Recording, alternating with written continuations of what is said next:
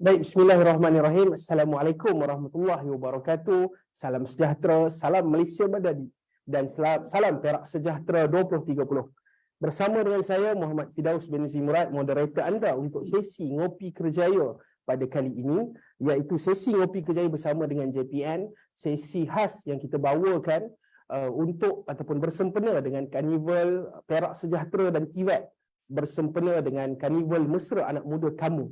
Jadi bersama dengan saya hari ini ialah seseorang tetamu yang sangat hebat daripada Jabatan Pendidikan Negeri Perak, iaitu kerjasama bersama dengan PASAK untuk menjalankan Karnival TVET Perak Sejahtera yang kita jalankan pada 16 dan 17 September akan datang. Jadi bersama saya ialah Encik Bakri bin Arsyad, Ketua Penolong Pengarah Sektor Pembelajaran, bersama-sama dengan saya hari ini. Jadi Encik Bakri, sihat? Sihat, Alhamdulillah. Sihat, Alhamdulillah. Dengarnya baru balik daripada lautan tapak di arena badminton untuk program. Minggu ni sibuk sikit. Minggu ni sibuk sikit. Banyak persiapan lah sebab kita akan jalankan pada 16 dan 17 di arena badminton. Ya. Baik, jadi Cik Bakri, tajuk kita hari ini ataupun perkongsian kita hari ini berkaitan dengan Karnival TVET Perak Sejahtera yang akan kita jalankan. Jadi boleh Cik Bakri terangkan sikit apa sebenarnya Karnival TVET ni? Apa yang ada, mungkin siapa yang terlibat, apa sasarannya dan sebagainya. Baik, terima kasih Saudara Firdaus. Pertamanya saya bagi pihak Jabatan Pendidikan Negeri Perak mengucapkan terima kasih kepada pihak PASAK kerana menjemput kami bersama mengopi petang ni. Ya. Ngopi kita petang ni. Ya, walaupun kita ni Ngopi Kerjaya. Untuk pertama kalinya kami di pihak Jabatan sekali lagi terima kasih dengan PASAK kerana kita dapat berkolaboratif untuk menjayakan satu program kita panggil Karnival TVET Perak Sejahtera bersempena dengan program Karnival Kamu ni. Baik. Dalam itu yang terlibatnya, kita di Perak ni, di peringkat jabatan, kami melibatkan daripada pelajar prasekolah. Daripada kita lagi, kita nak pupuk minat dalam bidang kemurahan. Tidak ni, prasekolah, sekolah rendah, tahap 2, sekolah rendah, meningkatkan kita meningkatkan. Baik. Kemudian kita libatkan juga pendidikan khas. Kita tak libatkan pendidikan khas. Baik. Jadi kita rangkum semua yang terlibat dalam pendidikan, kita libatkan. Jadi tidak ada orang kata tidak lah.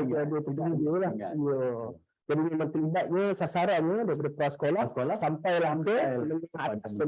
Kita 5. Jadi apa bentuk penglibatan mereka ni Encik Bakri?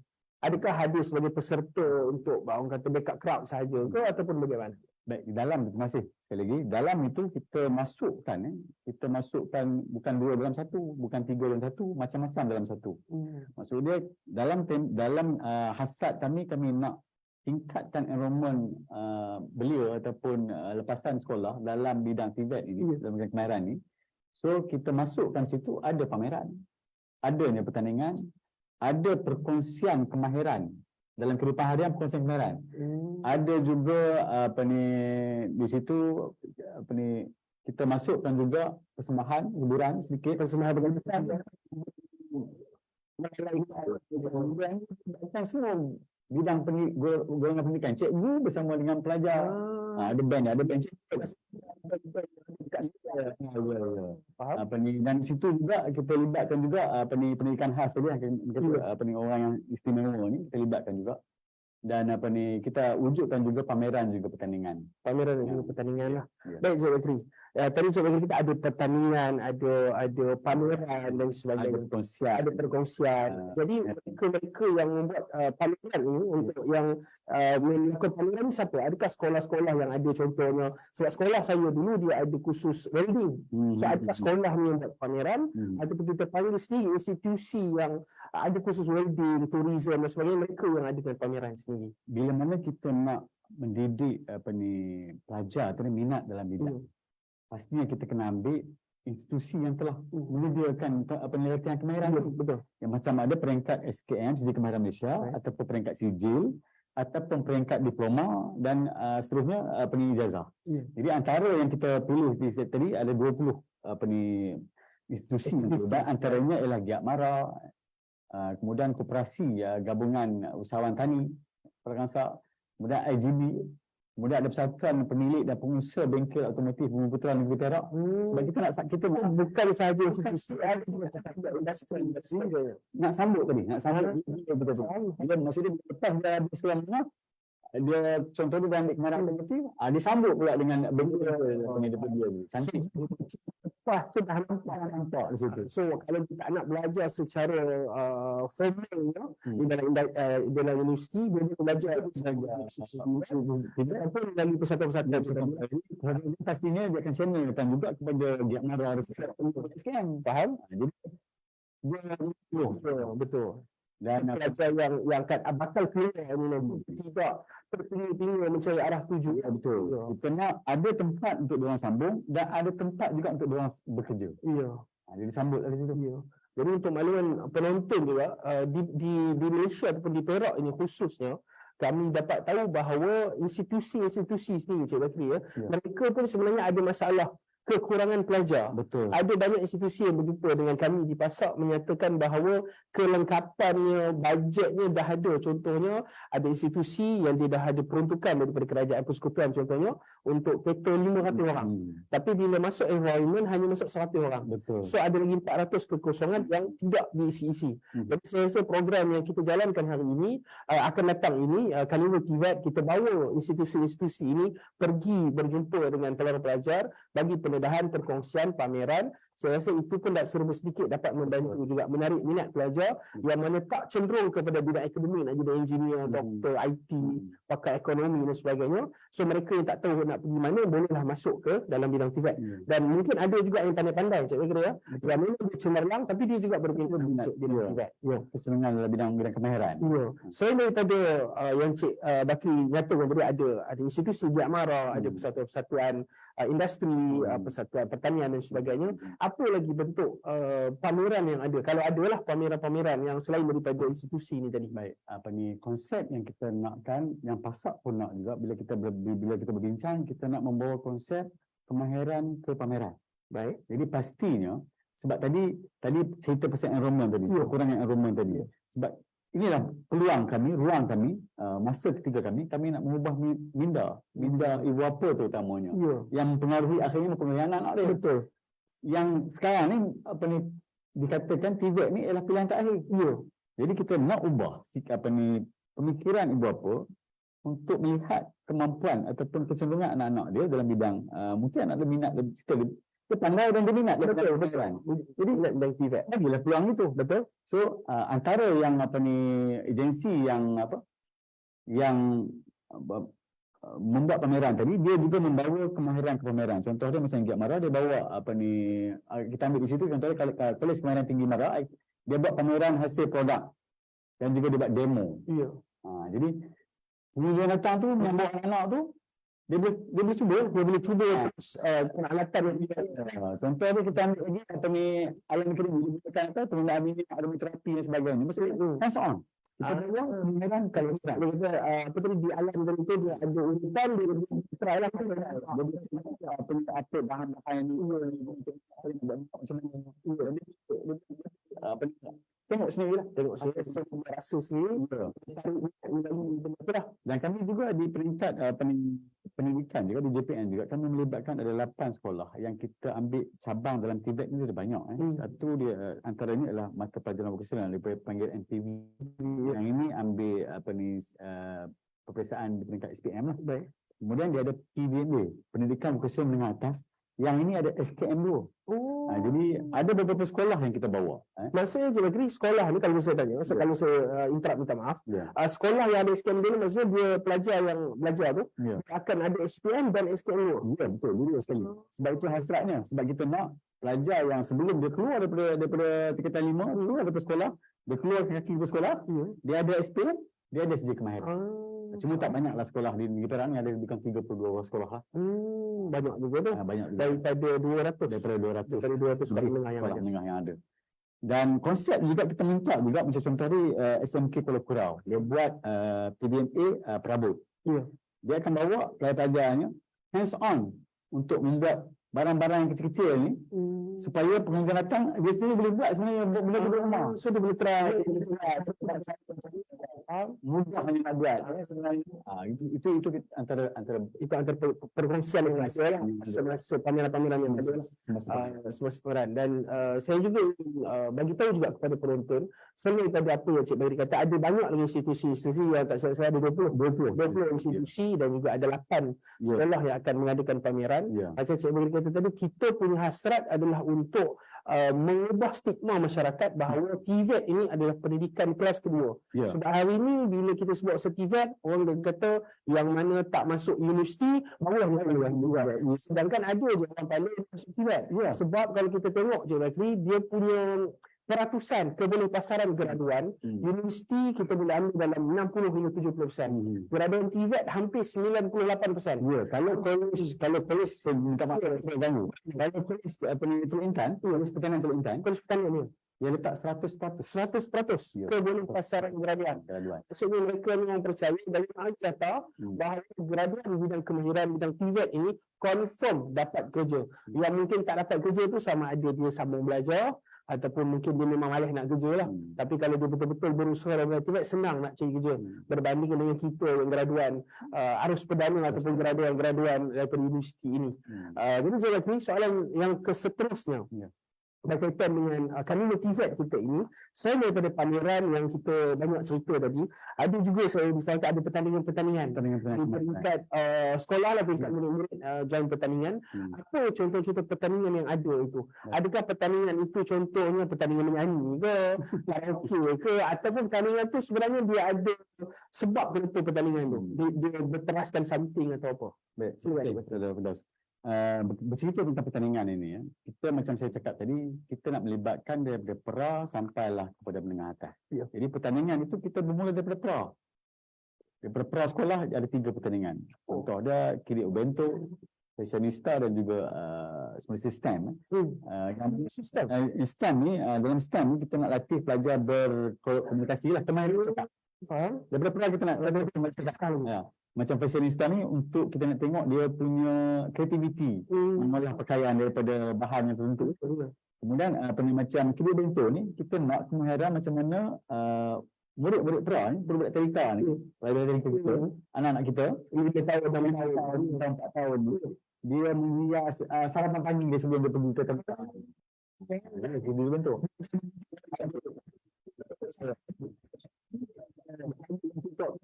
Sarapan dia ramai.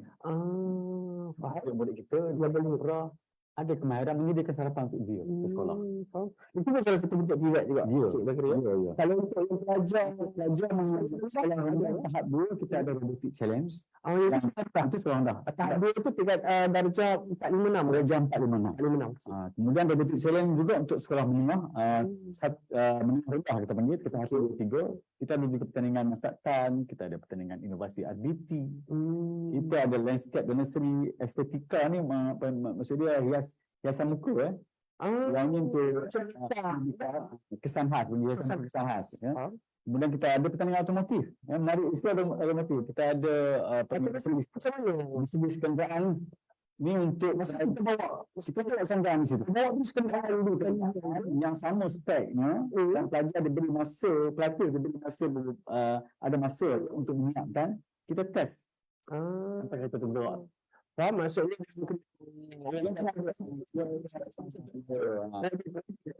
sampai dia tak bingung. Kalau tak mesti tak start.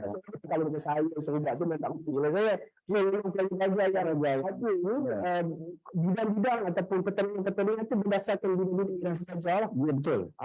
Semua pertandingan yang kita buat ni berdasarkan dokumen standard taksiran lah, GSPP kita panggil. Ataupun dalam dulu kita panggil sukatan pelajaran. Sudah ada elemen dalam sukatan pelajaran. Kan dalam bentuk soalan, orang kena buat task kan. Tak lalu besar itu juga pertandingan. Okey, faham. Pertandingan. Dan kita tambah satu lagi yang baru-baru atas permintaan kita ada TV PSS dia panggil di peringkat sekolah. Dia ada wartawan. Kami juga ada pertandingan wartawan di peringkat negeri. Dan sekarang bila bersempena dengan kami dua ni, kita nak juga wartawan ni buat dia punya task dia sendiri. Maksudnya sekolah? Sekolah. Ikutan Dan ni kan upload ke YouTube.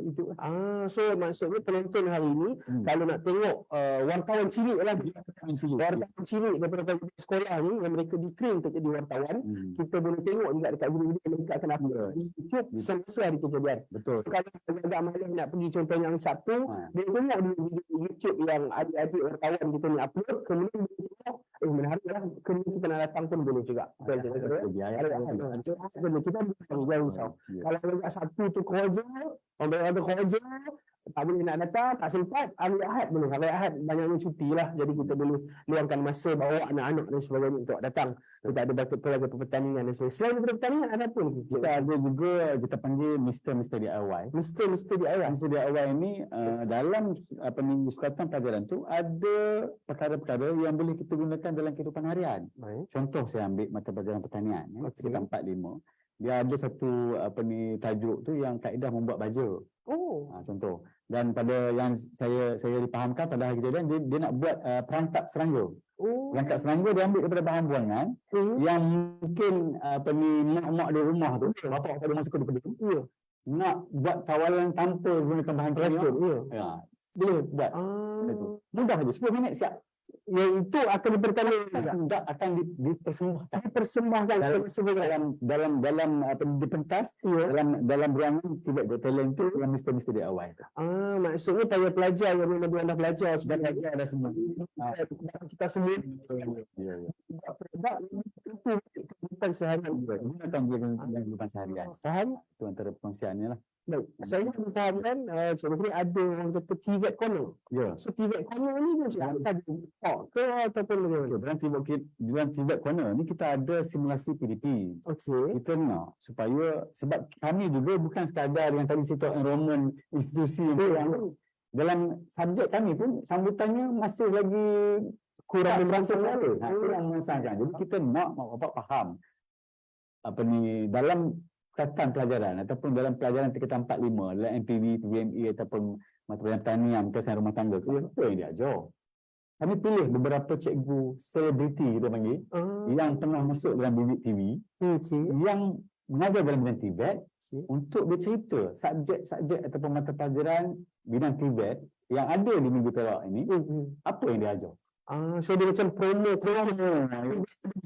dalam kelas itu kita panggil simulasi PDP. Macam mengajar dalam kelas. Mengajar dalam kelas, dia ceritakan apa yang dia ajar. So mak ayah ataupun pengunjung hadir tu dia boleh tengok maksudnya mengajar pertanian belajar. Maksudnya tak ada kerja tanam pokok ni. Banyak lagi aspek. Betul. Motif ni kereta. Ada banyak lagi dan sebagainya. Faham? Jadi, tapi kami pilih cikgu-cikgu yang pernah masuk dalam bibit TV. Kita juga nak memperkenalkan juga di Perak ni ramai cikgu-cikgu selebriti yang mengajar di bibit TV tu. Faham? So mereka ni yang kata perkongsian itu menarik lah.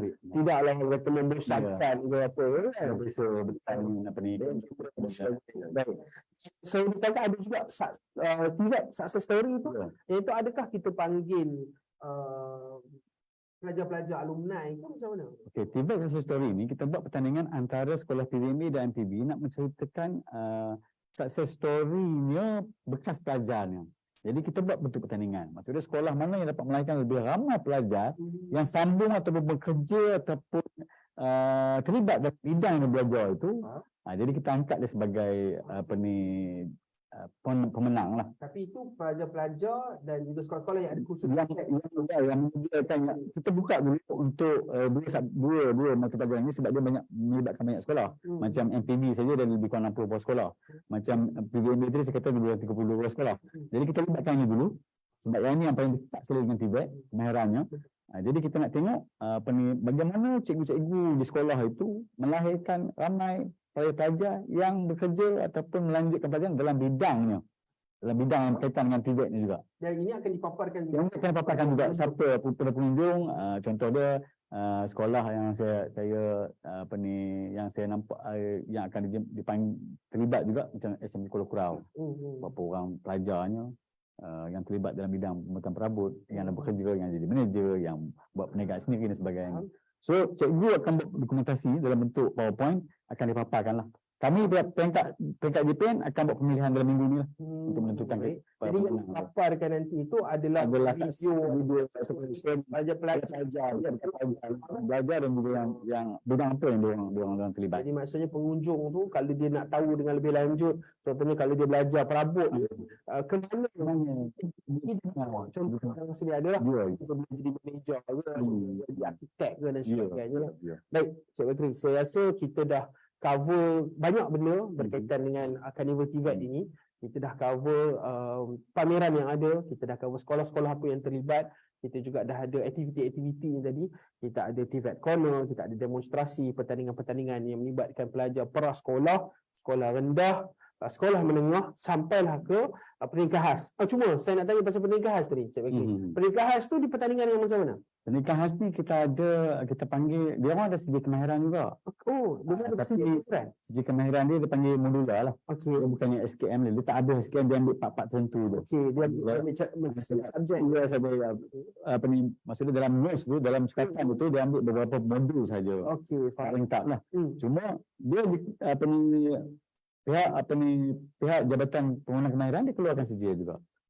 Maksudnya mereka pun ada sijil juga. Bukan SKM. SKM tu lah. Baik. Sijil modular dipanggil. Sijil modular. Jadi sekolah-sekolah tu tadi kita ada lebih kurang, tak silap saya, ada 12 buah sekolah yang memang dah buka benda tu dah tengah bersama jalan.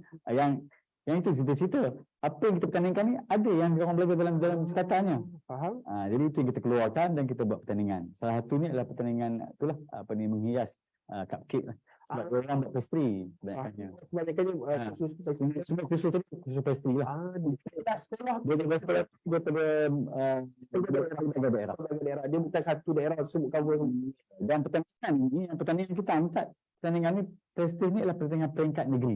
Mewakili pelajar tu sijil dia peringkat negeri. Okey, faham. Sebab peringkat daerah kita dah minta dah pegawai-pegawai pendidikan di daerah, PPD di daerah untuk memilih sekolah mana yang nak mewakili daerah dia. Dan di Kuala Lumpur sendiri dah ada setengah-setengah daerah tu yang mana yang banyak dana, yang mana yang pandai cari sponsor dan sebagainya, dia buat pertandingan. Ada setengah sekolah tu dia buat pertandingan dalaman je. Jadi dia akan pilih mana yang sekolah yang terbaik untuk mewakili daerah dia. So yang datang untuk program kita 16-17 ni wakil daerah. Bendera daerah. So jadi ini bukan pertandingan sekolah saya lawan dengan sekolah Cik Bakri, tapi ini daerah. Daerah perlawanan daerah untuk peringkat negeri. Jadi saya rasa ramai jugalah mungkin mak ayah yang nak support anak-anak mereka datang dan sebagainya. Dan juga kita open juga.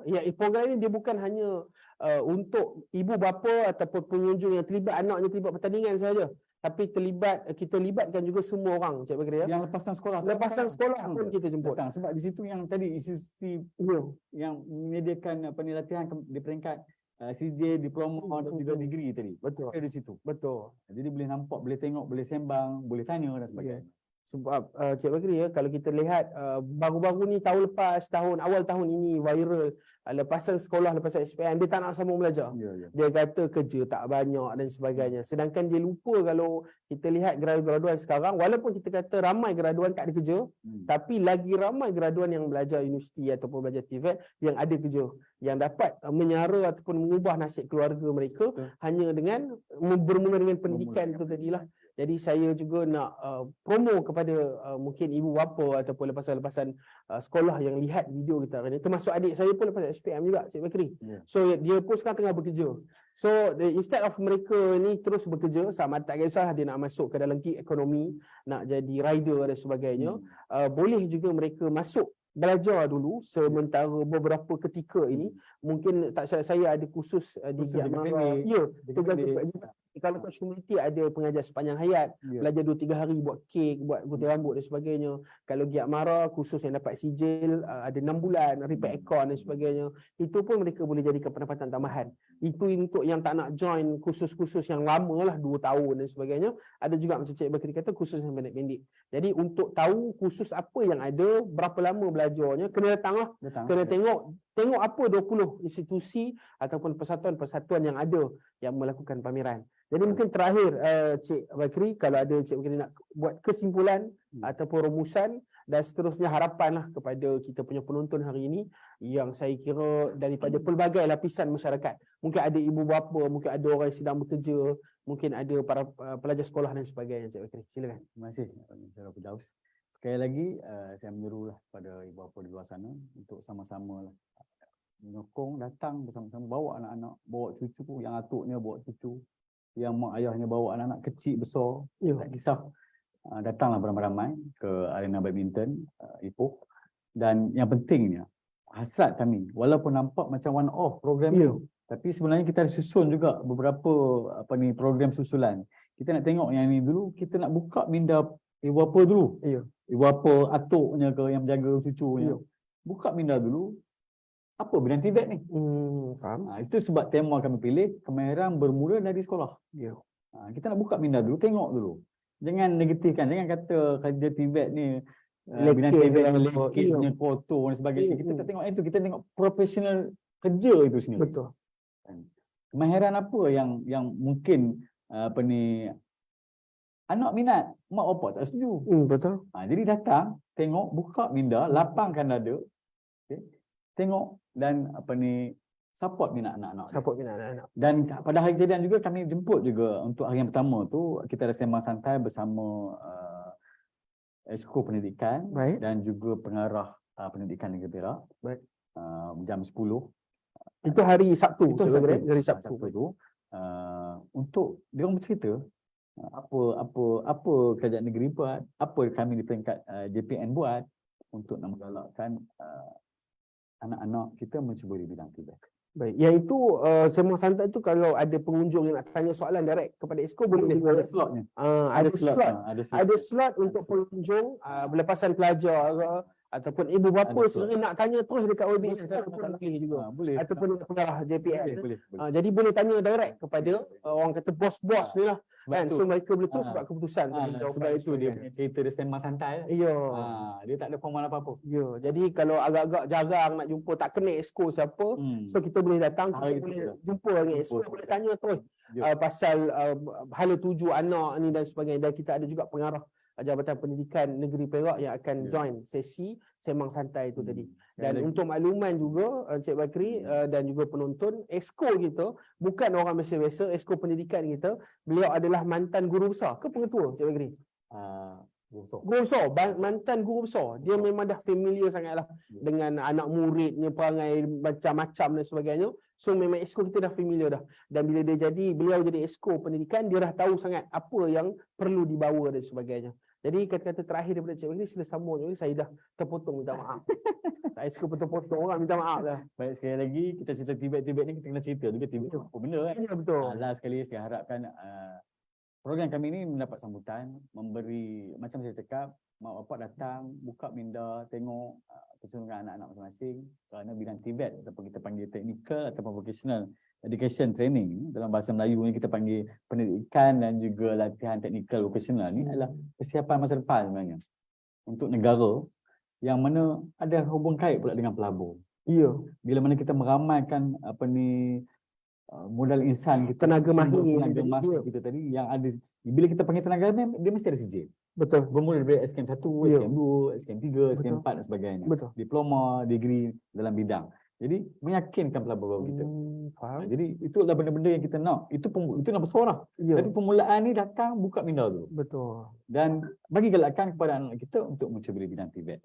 Jadi saya harapkan Karnival Tibet ini boleh dijadikan sebagai satu persediaan lah untuk melahirkan modal insan tempatan yang cekap, yang berdaya saing, yang pentingnya untuk negeri Perak kita. Baik. Terima kasih Cik Bakri. Saya rasa itu perkongsian yang sangat jelas daripada panel kita, wakil daripada Jabatan Pendidikan Negeri Perak berkaitan dengan Karnival Tibet dan juga bidang Tibet itu secara keseluruhan. Bukan Tibet ini semata-mata untuk belajar dan terus dapat kerja sahaja, macam Cik Bakri kata, ianya juga memberi efek, memberi kesan kepada pelaburan. Saya bagi contoh baru ni yang kita viral, PMX kita berjumpa dengan Elon Musk, Mas Elon. Dia jumpa Mas Elon nak bawa Tesla masuk ke Malaysia contohnya. Untuk company-company besar begitu masuk ke Malaysia, untuk makluman penonton, dia perlu tahu ada tak tenaga mahir dalam bidang automotif, elektrik, IT dan sebagainya ni. So kalau kita tak ada tenaga mahir, dia nak buka company di sini, dia pula kena bawa pekerja asing masuk, so cost lagi kepada dia. Sebab itu kita cuba nak meramaikan lagi orang masuk bidang TVET supaya memudahkan pelabur-pelabur ini masuk, bawa syarikat mereka buka di sini dan juga bagi peluang yang lebih baik, pendapatan yang lebih tinggi kepada graduan-graduan kita, terutama dalam bidang TVET. Akhir kata daripada saya, selain daripada program Carnival TVET kita ini, kita juga ada program yang di bawah PASAK, kita ada Carnival Kerjaya Perak Sejahtera yang juga kita jalankan pada tarikh yang sama pada 16 dan juga 17 September, bersempena dengan Carnival Mesra Anak Muda. Kalau ada nak tengok konsert, kalau ada nak tengok apa saja program, jualan makanan dan sebagainya, boleh kita datang beramai-ramai pada 16 dan 17 di Stadium Indra Mulia dan juga di arena badminton. Saya rasa itu sahaja perkongsian daripada saya. Terima kasih sekali lagi Encik Bakri atas sesi sembang santai ngopi kejaya kita pada petang ini. Terima kasih penonton-penonton yang sudi meluangkan masa untuk bersama dengan kita untuk join sesi ini, dan kalau boleh share, jangan lupa untuk share video ini untuk lebih ramai orang mendapat manfaat, dan juga jangan lupa follow kita punya Facebook Talent Perak, dan juga jangan lupa download apps Talent Perak kita di Google Play Store dan juga Apple App Store untuk mendapatkan maklumat lebih lanjut berkaitan dengan program yang PASAK jalankan serta peluang-peluang pekerjaan kosong yang kita ada di negeri Perak. Sekian sahaja daripada saya. Assalamualaikum warahmatullahi wabarakatuh. Terima kasih.